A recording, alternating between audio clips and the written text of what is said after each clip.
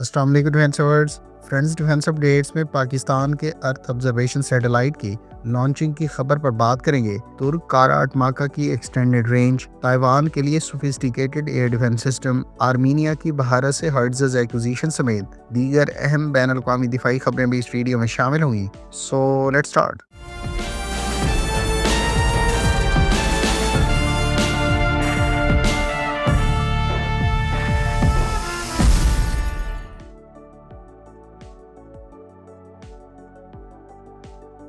Friends, Pakistan نے چین کی مدد سے اپنا پہلا ارتھ آبزرویشن سیٹلائٹ خلا میں بھیج دیا ہے۔ چین کے لانگ مارچ 2D راکٹ کی بدولت پاکستان نے اپنا پہلا ریموٹ سینسنگ سیٹلائٹ، جسے مقامی ریسورسز سے تیار کیا گیا ہے، اسے باقاعدہ گزشتہ روز چین کے ایک سیٹلائٹ لانچ سینٹر سے باقاعدہ لانچ کیا گیا۔ PRSC E01 کے نام سے یہ پاکستان کے اس سیریز کے 3 سیٹلائٹ میں سے پہلا سیٹلائٹ ہے جسے پاکستان نے آپٹیکل ریموٹ سینسنگ سیٹلائٹ کے طور پر تیار کیا ہے۔ یہ سیٹلائٹ پاکستان کے پہلے سے خلا میں موجود ریموٹ سینسنگ سیٹلائٹس PRSS-1 اور پاک ٹیسٹ 1A کو جوائن کرے گا۔ میڈیا رپورٹس کے مطابق اسپارکو کی جانب سے فراہم کردہ معلومات کے مطابق یہ سیٹلائٹس پاکستان کو لینڈ میپنگ، ایگریکلچر کلاسیفیکیشن اور اسسمنٹ کے علاوہ اربن اور رورل پلاننگ، انوائرمنٹل مانیٹرنگ اور نیچرل ڈیزاسٹر مانیٹرنگ کے ساتھ ساتھ سرویئنگ اور نیچرل ریسورسز پروٹیکشن سے متعلق ڈیٹا فراہم کریں گے۔ خیال رہے کہ چائنا اور پاکستان کے درمیان اسپیس سے متعلق کافی کلوز ریلیشن شپ ہیں، اور پاکستان نے چائنا کے انٹرنیشنل لیونر ریسرچ اسٹیشن سے متعلق باقاعدہ کانٹریکٹ اکتوبر 2023 میں سائن کیا تھا۔ چین نے اپنے حالیہ سیٹلائٹ راکٹ کی بدولت اپنے 2 مقامی سیٹلائٹس بھی خلا میں بھیجے ہیں، جنہیں چین کی China aerospace science and technology corporation نے باقاعدہ کنفرم کیا ہے۔ فرینڈز، ارتھ آبزرویشن سیٹلائٹس کو الیکٹرو آپٹیکل سینسر سے اکوپ کرنے کے بعد ان کو ملٹری مقاصد کے لیے بھی استعمال کیا جا سکتا ہے، جس میں ٹیرین مانیٹرنگ اور گراؤنڈ پر موومنٹس کی ڈیٹیکشن کے علاوہ امیج گیدرنگ اور بارڈر سرویلنس کے علاوہ ڈیزاسٹر رسپانس ڈیورنگ کنفلکٹس اور انفراسٹرکچر انالیسز قابل ذکر ہیں۔ اس وقت دنیا کے کئی ممالک اس قسم کے سیٹلائٹس کو ڈیول پرپز کے لیے استعمال کر رہے ہیں، جس میں امریکہ، چائنا اور بھارت قابل ذکر ہیں۔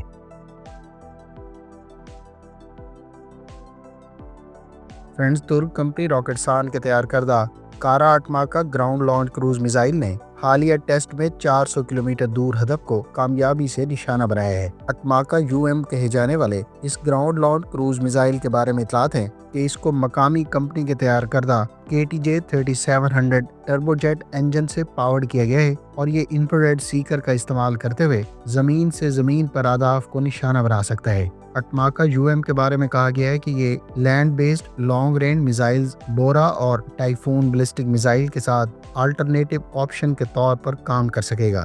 خیال رہے کہ کارا اٹماکا یا اٹماکا UM کہے جانے والے یہ سرفیس ٹو سرفیس میزائل اٹماکا اینٹی شپ میزائل پر بیسڈ ہے، تاہم یہ اٹماکا اینٹی شپ میزائل کے بیس لائن ویریئنٹ سے زیادہ رینج رکھتا ہے۔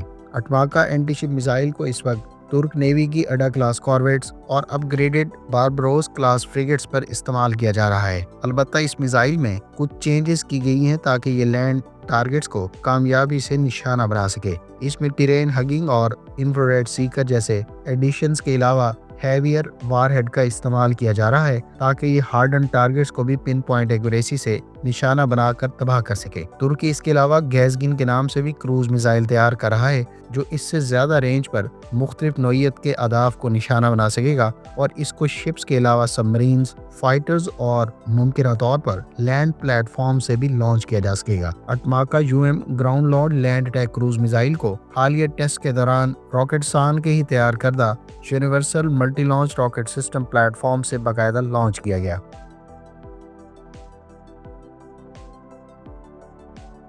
فرینڈز، انڈین میڈیا سورسز کے مطابق آرمینیا کی جانب سے بھارت اور فرانس کی مشترکہ طور پر تیار کی جانے والی 155 ملی میٹر کی ہرٹزز کا انتخاب کیا گیا ہے۔ اکنامک ٹائمز میں چھپے آرٹیکل کے مطابق بھارت کی ٹریجن 155 ملی میٹر کی ٹورڈ آرٹلری گن کو آرمینیا کی جانب سے اپنی حالیہ ملٹری ماڈرنائزیشن کی غرض سے ایکوائر کیا جا رہا ہے۔ آرمینیا اس سے پہلے بھی بھارت سے multi launch rocket systems, radars اور میزائلز ایکوائر کر چکا ہے، جبکہ وہ اپنی ملٹری ماڈرنائزیشن کی غرض سے اب یہ ٹورڈ آرٹلری گنز بھی بھارت سے حاصل کر رہا ہے۔ ٹریجن 155 ملی میٹر کی ہرٹزز کو फ्रेंच कंपनी नेक्स्टर, जिसको KNDS कहा जाता है, इसने यूरोसैटरी दिफाई नुमाइश के दौरान इस होइट्ज़र को 2014 में डिस्प्ले किया था। ट्रायजन 155 मिलीमीटर की होइट्ज़र्स को इंडिया की Bharat forge, Indian defence agencies और फ्रेंच कंपनी नेक्स्टर के साथ मिलकर तैयार कर रही है। इस गन को नेक्स्ट जनरेशन आर्टिलरी करार दिया जाता है और इसमें सुपीरियर एक्यूरेसी और मोबिलिटी के साथ साथ फायर पावर का दावा किया गया है। इसकी एमुनिशन को फायर करने की मैक्सिमम रेंज 40 किलोमीटर बताई जाती है, जबकि अभी तक ये वाज़ेह नहीं कि आर्मीनिया की जानिब से कितनी होइट्ज़र्स इंडिया से एक्वायर की जाएंगी।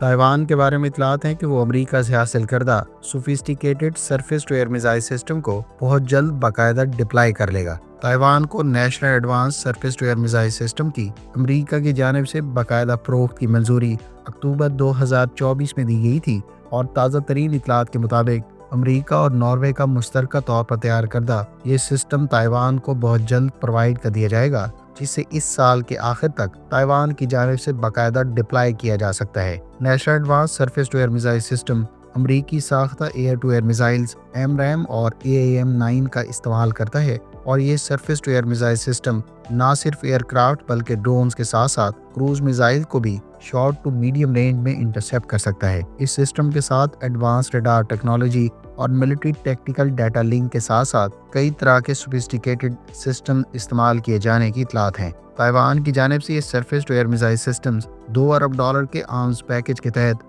अमेरिका से एक्वायर किए गए हैं, जिसे जो बाइडेन के एडमिनिस्ट्रेशन ने अक्टूबर में बाकायदा मंजूर किया था। ताइवान इन अमेरिकी साख्ता एयर डिफेंस सिस्टम्स को अपने एग्जिस्टिंग तियानचिन 2 या स्काई सोर्ड 2 कहे जाने वाले surface to air missile system और स्काई बो के साथ साथ patriot advanced capability surface to air missile systems के साथ इस्तेमाल करेगा।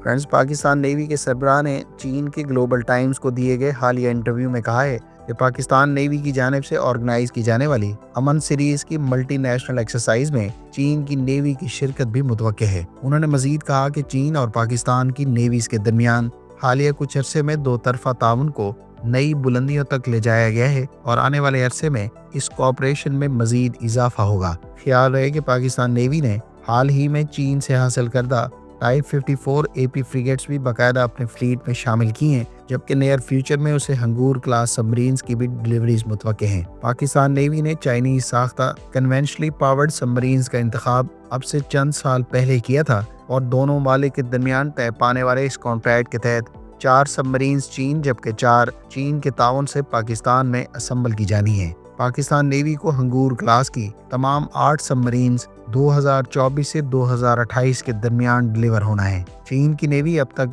अमन सीरीज की तमाम एक्सरसाइजेज में शिरकत करती रही है, जबकि अमन सीरीज के लास्ट एडिशन जिसका इनेकाद फरवरी 2023 में किया गया था, उसमें 50 से ज़ायद ममालिक की नेवीज ने शिरकत की थी। हालिया एडिशन के बारे में रिपोर्ट्स हैं कि ये अमन सीरीज की लार्जेस्ट नेवल एक्सरसाइज होगी, जिसमें खित्ते के अलावा कई इंटरनेशनल कंट्रीज की नेवीज की शिरकत मुतवक्के है। फ्रेंड्स, ये थी आज की डिफेंस अपडेट्स। उम्मीद है इस वीडियो से आपकी मालूमात में इजाफा होगा। मिलते हैं नेक्स्ट वीडियो के साथ। अपनी दुआ में याद रखिएगा। अल्लाह हाफिज़। पाकिस्तान जिंदाबाद।